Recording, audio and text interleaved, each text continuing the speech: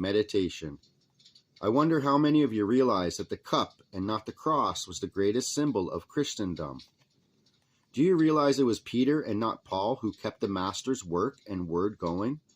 The golden sun disk, HATONN, was the symbol of eternal God. The cup was the beloved symbol left by the teacher as reminders to his people. The cup in point is of clay. Mark was asked, and did so, to bring to the teacher a cup of simple clay for his last sup, this with his people, to remind them of humility, and that it is the fruit and not the things of physical silver cups which is in point. The clay cup discovered within the chalice of Antioch, found later, was not the original used by Yesu. Mark took the cup from where it rested and returned it to his mother, to whom it belonged, as second best table equipment.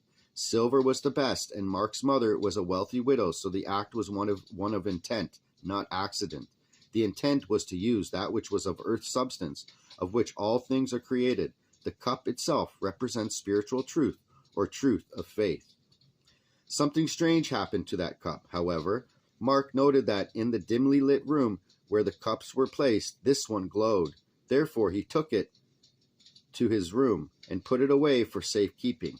He kept it for some 14 years, showing it periodically as ones would gather. The cup became recognized as the chalice of Antioch, but this was not so.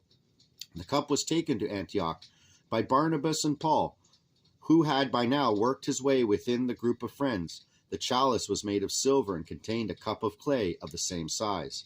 Peter carried with him the cup he had used himself at the last gathering. This he gave to Linus, the Greek artist who fashioned a magnificent chalice that held the humble clay cup. The clay cup was replaced by the silver cup of Peter.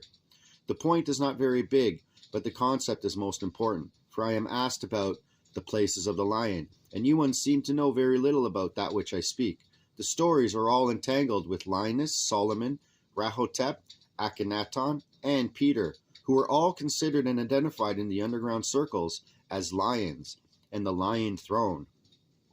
The point is that in the worship of things you are going to be most often misled. The chalice of Antioch, for instance, is authentic in that it once held the cup in point, but it no longer holds that cup any more than the Glastonbury chalice holds it. Therefore, ye who would worship and do reverence at the altars of decoration and ritual are very likely worshipping a replica, an idol of some sort, if you will.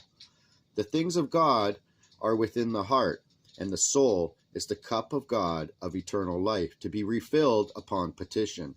Ah, indeed, 'tis the cup and not the cross unto which you must turn, that your cup might be filled to overflow.